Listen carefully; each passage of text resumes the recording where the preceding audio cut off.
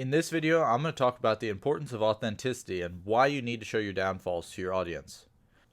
We've all had our fair shares of failures and mistakes, but it can be hard to admit that we're not perfect, and even harder to be honest about them with others. However, in today's world of social media, transparency and honesty go a long way. When you open up to your audience about your own strategies, they'll be more likely to trust you, relate to you, and even like you. Let's explore why transparency honestly beats sugarcoating your failures every single time. So yesterday I was having a talk with Rebecca Gunter. She's like the best copywriter of all time, in my opinion. She's our personal copywriter for all of our businesses, and she does a great job. She's from stonedfruit.com, so you can go check her out there. But we were talking about authenticity in campgrounds on this specific podcast, and we were talking about why campgrounds need to be authentic.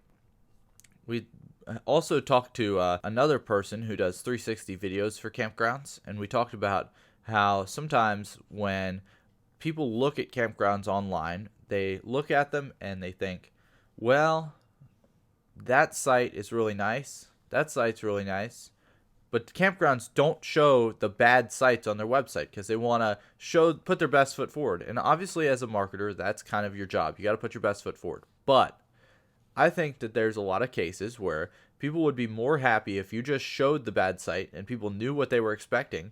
They wouldn't mind that site. But if you promote that this is the best house, the best campground, the best whatever that you're advertising, if this is the best service, and then it's slightly lower than that, it's going to turn in your face and be terrible. So what I recommend for you is that you promote what you're selling. If you're selling fast food, don't promote that you're selling a luxurious item and a luxurious meal. Promote that you're selling food that's fast. 2-minute hot dogs was the example that Rebecca gave yesterday. Instead of promoting that you have the best food, the most elite food, promote, well, we have hot dogs. They're all right, but they'll be there in 2 minutes. You need to brand yourself around being fast, not around being good or superfood. Although it might not be healthy, don't brand yourself about being unhealthy. Brand yourself about what your good parts are, but don't lie about it. Don't sugarcoat your failures. A lot of people like to put up a facade and pretend like they have everything together, even when they don't. And that's a bad habit to have, especially in business. People want you to be honest. It shows that you're human and it shows that you're real. And business owners and people, if you're a business to customer type of business, customers really appreciate when you're real and when you're honest. That's why a lot of millennials especially relate to, if business owners are cussing, that kind of stuff. They don't take it as hard as, the older generation's like, ooh, that's bad. But the younger generation just sees it as being authentic. Being authentic is really the best way to grow a business because people see you as a human. And being seen as a human is what you want. Being honest about your failures will help you build trust with your audience and make them more likely to engage with what you have to say. And it also helps create strong connections between you and your clients and your audience. Because when you feel vulnerable, you open yourself up for meaningful conversations, which can often lead to better relationships overall. Don't be ashamed of owning up to your mistakes and try to show your failures in a positive way. It can be hard enough to show your personal failures online without making it, too negative or depressing. But storytelling is such an effective tool when it comes to marketing and sharing these stories in a positive way. Using narrative techniques like dialogue, descriptive language, characters, plot twists, all these elements come together in a way that make a story interesting and engaging for your reader and listener.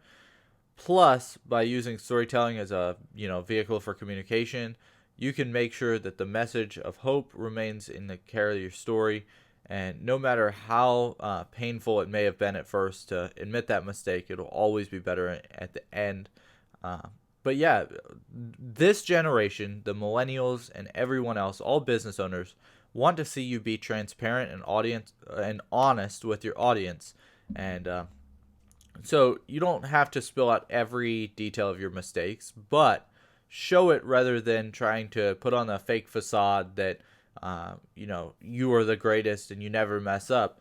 Showing your failures helps. An example of this was back about a year ago, or maybe 6 months ago, when I failed 75 Hard, which is the mental toughness program. If you don't know what it is, look it up.